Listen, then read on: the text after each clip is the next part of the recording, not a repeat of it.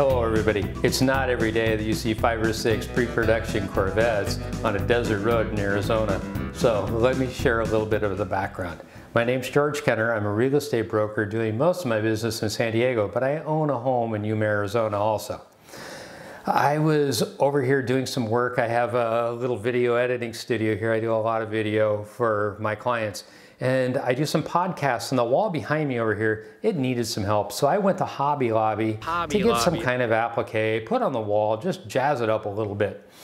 And I generally will carry all of my equipment with me, and if I come up with a really good idea, I'll share it with my friends. Sometimes I do a thing called Road Rant. They're just different things that I do. So I had made a comment about getting a hamburger, and I got kind of sarcastic about Ocasio-Cortez and her Green Deal, how it would, cost everybody cows, meaning no hamburgers, no apple pie, no Chevrolet, right? So I had killed just enough time, I guess, to be fortuitous enough to see this. I left the Jack in the Box, got up to the main road, which is 16th Street. Let me give you a little bit of perspective. You come across Interstate 8 and you go a matter of a couple of miles and you hit the major business exit for Yuma, which is 16th Street. It's also known as Arizona 95. It goes north following the path of the Colorado River all the way to an area called Quartzsite. You make a right-hand turn in Quartzsite, you're in Phoenix. You make a left-hand turn, you're on your way back into Los Angeles. So that's the approximate geographic location. I know people from all over the United States are going to see this and wonder where it was taken. I actually sold Corvettes for a Chevrolet dealership years and years ago, and I saw 2 evolutionary changes in the car. So I'm not naive to these cars. I sold a lot of them. But when I first saw the car, I thought it was an Audi R8 as it had been checkered out, which is purposely done so that you can't see the entire body style and somebody with a camera can't capture it before they're ready to display. So they went through the intersection in front of me, and then I followed through. The last car through was a brand new, or most current model Corvette. And when I looked at it, it had Michigan license plates on it. And I thought, those are not Audi R8s. Those are Corvettes.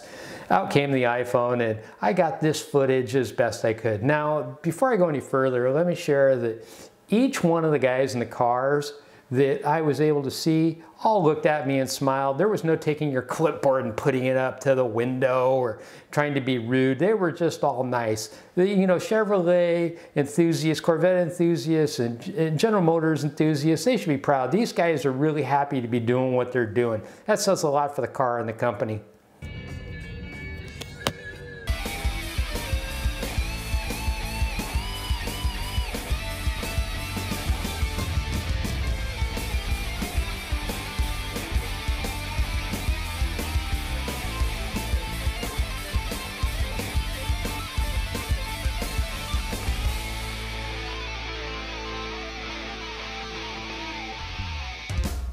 These are the things that I noticed about the car. The side induction scoops, and I think they're there, were kind of blocked off. They'd taken the standard black vinyl and put it over, sections of the cars you'll see.